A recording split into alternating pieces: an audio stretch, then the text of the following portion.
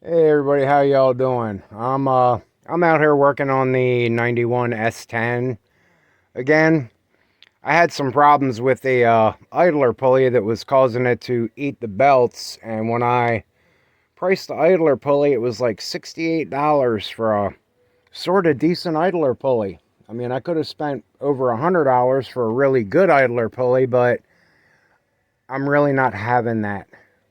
What I did was I took the old belt and I took the idler pulley completely off of this engine, and as you can see, there's no smog pump down there, and I've got the belt ran so it's going to run the water pump in the correct direction.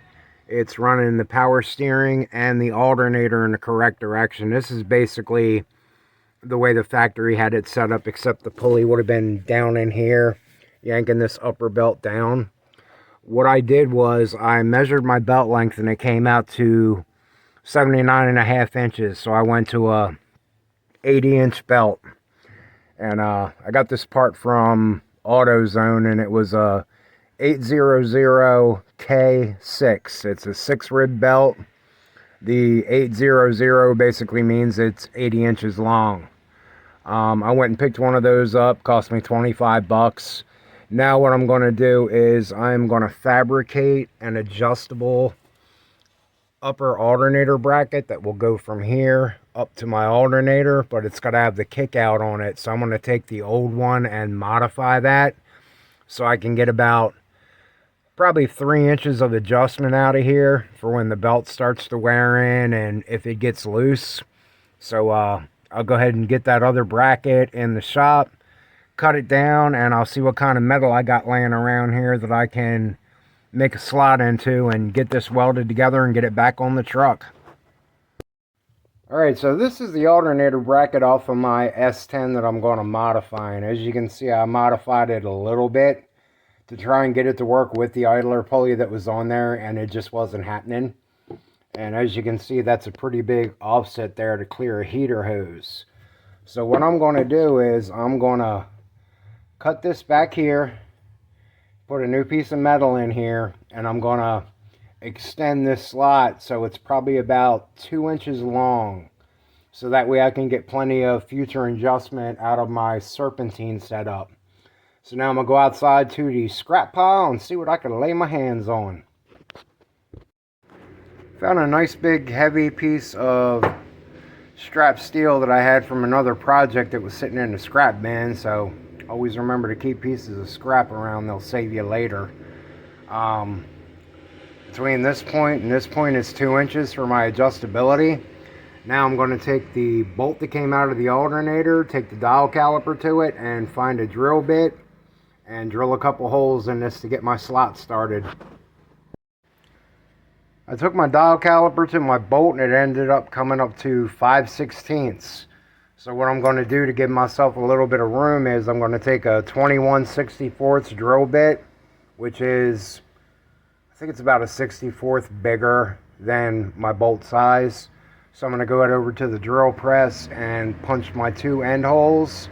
And then I'm going to punch some holes in the center along the way so I have less filing to do to clear this channel out. Took the angle grinder and cut that out, and naturally it was a little bit tight, so I took the die grinder with a tip on it and used that to bring the edges of my bolt hole out a little bit and then finish filed it. I've got it clamped to the original Chevrolet mount. Everything's sitting square, and since this metal is so thick, I need to be able to keep this profile on the backside so it lines up with the alternator. So there's going to be a bit of a step on the front, but that's totally fine because then I can put more weld in there and make sure this thing holds. Unfortunately, I cut that top part a little crooked, but I'll be able to fill that in with weld too, just to make sure everything stays where I put it. Alright, so I've got the new alternator bracket on there and got the belt size that I picked out on there and got it tightened up, and it's pretty tight. So I have to run it and see how it is. And naturally, when I had all this apart, one thing led to another. I decided to change the fuel filter, which is way down there. So I went ahead and pulled the power steering pump off of it, redid the fuel system, redid the rubber lines because they were hard and looked like they were probably about to break. Naturally, one of my supply line actually was seized down on the fuel filter and it wouldn't turn anymore, so I went and got a new piece and rebent that line and reused the top one. The return line snapped off up here at the throttle body, so I went ahead and bought a 18-inch section of that, and then it just grafts into a rubber line and shoots back to the fuel tank.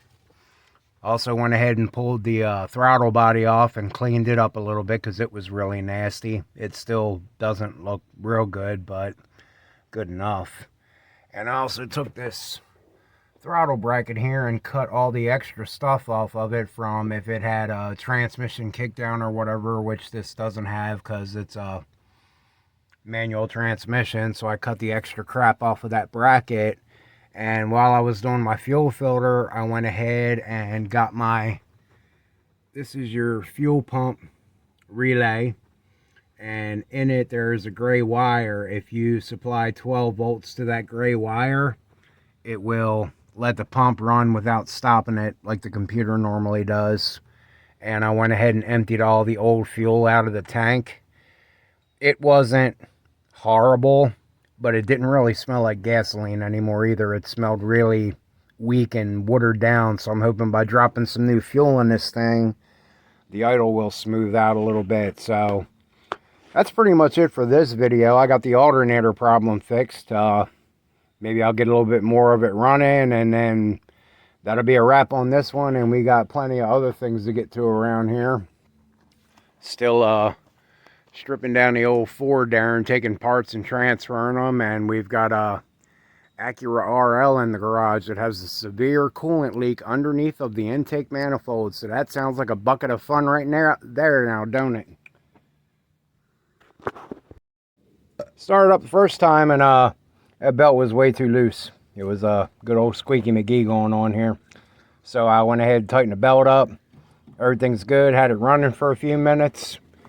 And decided to top it off with the old Wyand air filter cleaner assembly from the F-150 that I'm getting rid of. So this and the steering wheel will find their way into this truck, and my parts live on forever. All hail internal combustion. Like, subscribe, eat cornflakes while you're watching the videos. It's all good. Later.